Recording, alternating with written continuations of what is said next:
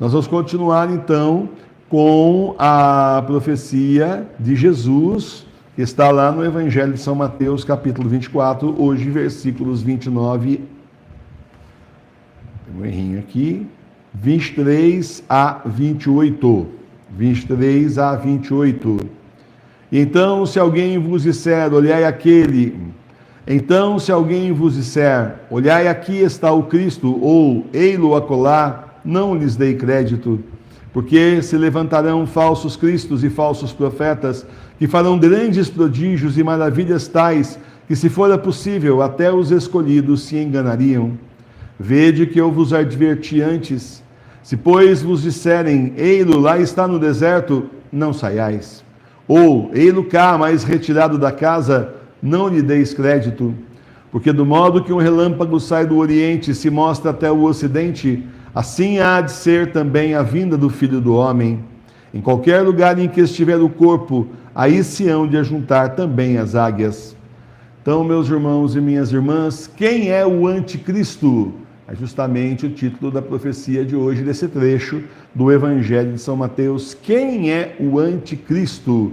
Meus irmãos e minhas irmãs, obviamente o anticristo não é o Cristo, mas ele vem primeiro. É por isso que ele vai ter tanta chance de enganar as pessoas. Pense que se o Senhor volta, na hora que o Senhor volta, já é o juízo final, acabou. Então não dá tempo de ser o anticristo, por isso, obviamente, o anticristo vem antes. O anticristo é agora. Estamos aí na grande tribulação, cada vez piorando mais. Estamos aí à beira de uma terceira guerra mundial. É todo o caos que o anticristo precisa. Guerra mundial, guerras entre os próprios países, dentro dos próprios países.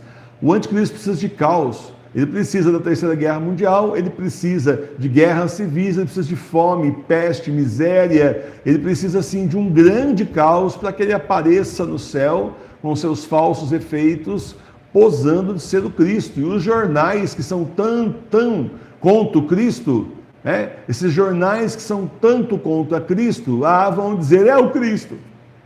Aí já só por isso você fala, então, é mais uma prova concreta que é o anticristo, porque se fosse o Cristo, os jornais diriam que não é Jesus. Mas como não é Jesus, eles falam que é, tudo o contrário. A mentira. Então, meus irmãos, vai enganar muita gente. Farão grandes prodígios e maravilhas. Claro, com a tecnologia que tem aí, farão grandes prodígios e maravilhas mentirosas, mas para os olhos do povo vai ser realmente deslumbrante. Imagina você aí numa situação de fome, de guerra terrível, de doenças, uma coisa assim terrível, e aparece lá o homem da paz no céu. Pronto, vai um monte de gente se ajoelhar diante dele e louvar o Senhor. Só que não é o Senhor, é o anticristo. Entendeu? E vai enganar as pessoas, vai ser aí um grande humanitário, um grande ecologista, um homem com palavras de paz, para que as pessoas caiam de joelhos diante dele, ele leve todo mundo para a besta, e no final dessa conversa é a marca da besta, que é a marca do diabo, e as pessoas que tiverem a marca do diabo não vão entrar no céu, vão ser levadas direto para o inferno. Entenda isso.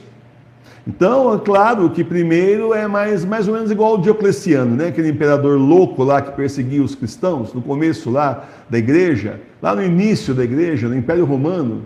Então, aquele imperador louco, né, que pegava o mártir lá, não ia matando o mártir logo de cara, primeiro tentava salivar, conversar, oferecia diversos benefícios. Olha só, você acender um incensinho lá para os nossos deuses, você vai ser isso, vai ser aquilo, vai ser até sacerdote do templo, topas?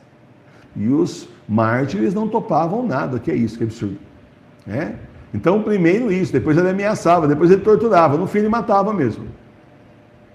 Quando a pessoa não tinha mais chance, ele via que tudo que ele fazia, a pessoa não ia apostatar, o diabo, né? É o diabo encarnado, não é possível. Esse aí é tomado pelo diabo, é possuído, não tem outra coisa para dizer de um cara desses. E aí simplesmente o indivíduo salivava primeiro as pessoas, o anticristo vai salivar as pessoas primeiro.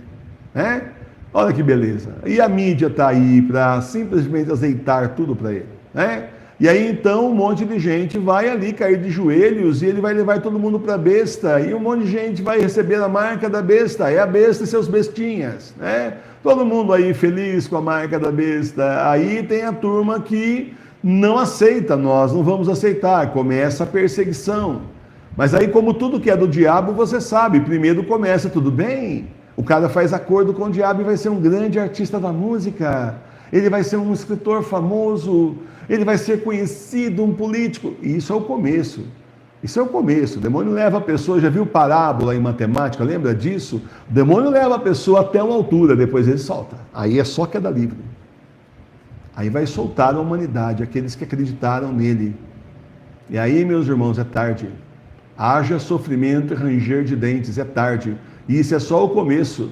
Porque depois disso, depois que o próprio anticristo e a besta escravizarem essa turma toda e tratarem-nos como escravos, que eles se deram como escravos, aí então vem os 3 dias de escuridão, os demônios levando todo mundo que são deles para o inferno. Nosso Deus vai destruir a terra, mas não vai destruir as propriedades daqueles que são dele, daqueles que são fiéis ao Senhor. Então entenda isso. Entenda que é uma parábola. Você vai ver e tudo vai ficar bem, e agora vai ser 1000 anos de paz. Vai na conversa de falsos videntes e falsas visões, falsas aparições para você ver. Os falsos profetas aqui, ó. Aos falsos profetas.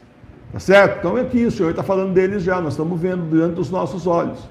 E o resultado de tudo isso é que no fim das contas, essa turma não se dá bem, tá? A gente vai ser perseguido porque não aceita a marca da besta, a gente realmente vai ter uma vida super difícil durante um bom tempo aí, mas quando vier os 3 dias de escuridão, todo sofrimento nosso vai ser recompensado, porque nós seremos poupados e o Senhor vem logo depois que vier São Pedro e São Paulo do céu, trazendo então o munus petrino de volta e instituindo o último Papa Petrus Romanos.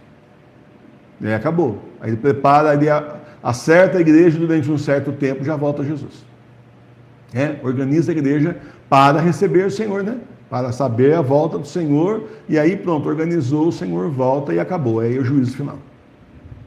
Então, meus irmãos e minhas irmãs, sim, o anticristo enganaria também até os eleitos, se isso fosse possível.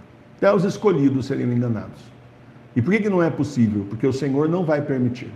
O Senhor nosso Deus não vai permitir que você seja enganado pelo anticristo. Preste atenção na sua intuição.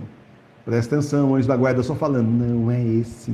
Não é esse. Tem um jeito esquisito nesse cara, não tem, né? Ele não é o Cristo, ele é o anticristo. Lembra que o professor Emílio falou para você? Olha, tantos anos falando uma coisa está acontecendo agora. Agora não tem mais professor Emílio para falar nada. Está sem internet, ou já morreu, né? Já foi mártir, mas olha aí. O que o professor Emílio falou está acontecendo. Quanta gente não chega na TV Nossa Senhora de Fátima para mim e não fala isso, professor, o senhor tinha razão, tudo que o senhor falou está acontecendo. Então, mas é que o Senhor mostra para a gente, é só isso também, a gente só fala o que o Senhor mostra, certo? Então não será possível enganar-nos aqueles que são verdadeiramente de Jesus, mas você vai ver muita gente infiltrada aqui que vai ser enganado pelo anticristo, vai ter a marca da besta, é que eu falo, a besta e seus bestinhas, né?